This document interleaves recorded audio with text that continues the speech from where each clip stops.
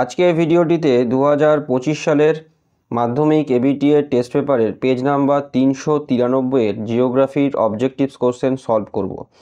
সমস্ত উত্তরের পিডিএফ আমার টেলিগ্রাম ও হোয়াটসঅ্যাপ চ্যানেলে তোমরা পেয়ে যাবে। সবার প্রথমেতে সঠিক উত্তর নির্বাচন দিয়ে শুরু করব। তো প্রথম প্রশ্নে বলছে ক্যানিয়ন বা আই আকৃতির উপত্যকা সৃষ্টি হওয়ার কারণটি হলো, তো এর সঠিক উত্তর হবে নদীর নিম্নক্ষয়। এর পরের প্রশ্ন হিমবাহের ক্ষয়কার্যের পদ্ধতি নয়, তো এর সঠিক উত্তর হবে দ্রবণ। তারপরের প্রশ্ন সম্পৃক্ত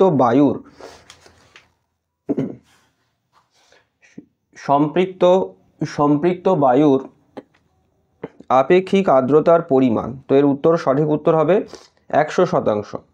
তারপরের প্রশ্ন উল্কাপিণ্ড পুড়ে ছাই হয়ে যায়, তো এর উত্তর হবে মেসোস্ফিয়ার। তারপরের প্রশ্ন চাঁদ ও পৃথিবীর মধ্যে সর্বনিম্ন দূরত্বের অবস্থানকে বলে, তো এর উত্তর হচ্ছে পেরিজি। তারপরের প্রশ্ন নিম্নের কোন স্রোতটি শীতল স্রোত, তো এর উত্তর হচ্ছে ল্যাব্রাডর স্রোত। তারপরের প্রশ্ন যানবাহনের কার্বন কণা নির্গমন রোধের জন্য ব্যবহার করা হয়, তো এর উত্তর হচ্ছে স্ক্র্যাবার। তারপরের প্রশ্ন ভারতের রাজ্য পুনর্গঠনের মূল ভিত্তি ছিল, তো এর সঠিক উত্তর হচ্ছে ভাষা। তারপরের প্রশ্ন গাঙ্গেয় সমভূমির নবীন পলিগঠিত অঞ্চলকে বলে, তো এর উত্তর হচ্ছে খাদার। তারপরের প্রশ্ন বৃষ্টির জল সংরক্ষণে ভারতের সর্বাধিক অগ্রগণ্য ও সফল রাজ্য হলো, তো এর সঠিক উত্তর হচ্ছে তামিলনাড়ু। তারপরের প্রশ্ন ভারতের কেন্দ্রীয় গম গবেষণাগারটি অবস্থিত, এর উত্তর হচ্ছে পুসায়। তারপরের প্রশ্ন ভারতের শ্রেষ্ঠ তথ্য প্রযুক্তি শিল্প কেন্দ্রটি হলো, এর উত্তর হচ্ছে বেঙ্গালুরু। তারপরের প্রশ্ন একটি কর মুক্ত বন্দর হলো, তো এর সঠিক উত্তর হচ্ছে কান্ডালা। তারপরে 74 m/7 মানচিত্রের সংখ্যাসূচক স্কেল হলো, এর উত্তর হচ্ছে 1:50,000। এরপরেতে আমরা শুদ্ধ এবং অশুদ্ধ নির্বাচন করব। সবার প্রথম প্রশ্নে যেটি বলা হয়েছে দেখো যে অর্ধচন্দ্রাকার তির্যক বালিয়াড়ি সিফ বালিয়াড়ি নামে পরিচিত, তো এটা অশুদ্ধ হবে। তারপরের প্রশ্ন ওজন ঘনত্ব মাপার একক হলো ডবসন একক, তো এটা সঠিক, তাই এটা শুদ্ধ হবে। তারপরের প্রশ্ন উষ্ণ স্রোত ও শীতল স্রোতের মধ্যবর্তী সীমারেখাকে বলে হিমরেখা, তো এটা ভুল বলা আছে, কারণ হিম প্রাচীর হবে, তাই এটা অশুদ্ধ হবে প্রশ্নের উত্তরটি। তারপরে বিষাক্ত আর্সেনিকের প্রভাবে জাপানে মিনামাটা রোগ হয়েছিল, তো এটাও অশুদ্ধ, কারণ মিনামাটা রোগ পারদের কারণেতে হয়েছিল। তারপরের প্রশ্ন থর মরুভূমি চলমান বালিয়াড়িকে বলে দ্রিয়ান, তো এটা শুদ্ধ হবে। তারপরের প্রশ্ন হচ্ছে ভারতের সর্বাধিক জনঘনত্বপূর্ণ রাজ্য হলো বিহার, তো এটাও ঠিক বলা হয়েছে, তাই এটা শুদ্ধ হবে। তারপরে ভারতের ভূ বৈচিত্র্য সূচক মানচিত্র তৈরি করে সার্ভে অফ ইন্ডিয়া, তো এটাও শুদ্ধ হবে, সঠিক বলা রয়েছে যেহেতু। এরপরের যে পার্টটি রয়েছে সেটা হচ্ছে শূন্যস্থান পূরণ। তো প্রথম প্রশ্নে বলছে দেখো যে হিমশিরিতে সৃষ্ট হ্রদকে বলে, তো এর উত্তর হবে প্যাটারনস্টার হ্রদ।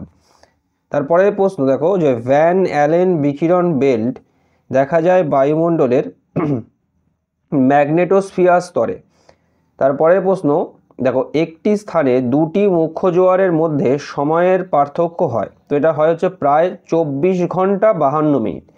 তারপরের প্রশ্ন জৈব ভঙ্গুর বজ্র পদার্থগুলি জীবাণু দ্বারা বিয়োজিত হয়ে হিউমাসে পরিণত হওয়ার পদ্ধতিকে বলে, তো এর উত্তর হচ্ছে কম্পোস্টিং।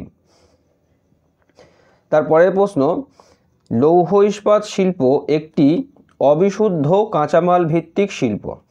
তারপরের প্রশ্ন দক্ষিণ পূর্ব রেলপথের সদর দপ্তর, এটা হবে উত্তর কলকাতা। তারপরে মেরু বরাবর পরিক্রমণকারী কৃত্রিম উপগ্রহ হলো সূর্য সমলয় বা সান সিনক্রোনাস উপগ্রহ। এরপরে একটি বা দুটি শব্দে উত্তর দাও। প্রথম প্রশ্নে বলছে যে বহির্বিধৌত সমভূমির মাঝে মাঝে সৃষ্ট গর্তগুলিকে কি বলে, এর উত্তর হচ্ছে কেটল। এরপরের প্রশ্ন যেটা বলছে দেখো যে বায়ুপ্রবাহের মাধ্যমে তাপের আনুভূমিক স্থানান্তরণকে কি বলে? তো এর উত্তর হচ্ছে অ্যাডভেকশন বলে।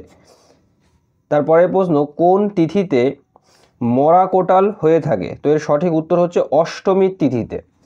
তারপরের প্রশ্ন দেখো যে গঙ্গার ডান তীরের একটি উপনদীর নাম লেখো। তো এর উত্তর হচ্ছে যমুনা।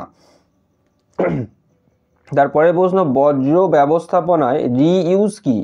তো এটা হচ্ছে পুনরায় ব্যবহার। তারপরে ভারতের একটি অর্থকরী বাগিচা ফসলের নাম লেখো। তো এর উত্তর হচ্ছে চা। তারপরের প্রশ্ন, আরএফ এর পুরো কথাটি কি? তো এর উত্তর হচ্ছে রিপ্রেজেন্টেটিভ ফ্র্যাকশন। তারপরে পর্বত ঢালে কোন পদ্ধতিতে চাষের মাধ্যমে মৃত্তিকা সংরক্ষণ করা যায়? তো এর উত্তর হচ্ছে ধাপ চাষ। এরপরেতে আমরা স্তম্ভ মেলাবো। দেখো প্রথমে বলছে হচ্ছে চিল্কা, চিল্কার সঙ্গে হবে হচ্ছে বঙ্গোপসাগর। তারপর ভারতের ডেট্রয়েটের সঙ্গে হবে চেন্নাই। তারপর কারেওয়ার সঙ্গে হবে কাশ্মীর উপত্যকা এবং বোরা হবে স্থানীয় পাইপ। তো আজকের ভিডিওটি আমি এখানেতেই শেষ করলাম। সমস্ত উত্তরের পিডিএফ আমার টেলিগ্রাম ও হোয়াটসঅ্যাপ চ্যানেলে পেয়ে যাবে। সবাই ভালো থেকো। Thank you.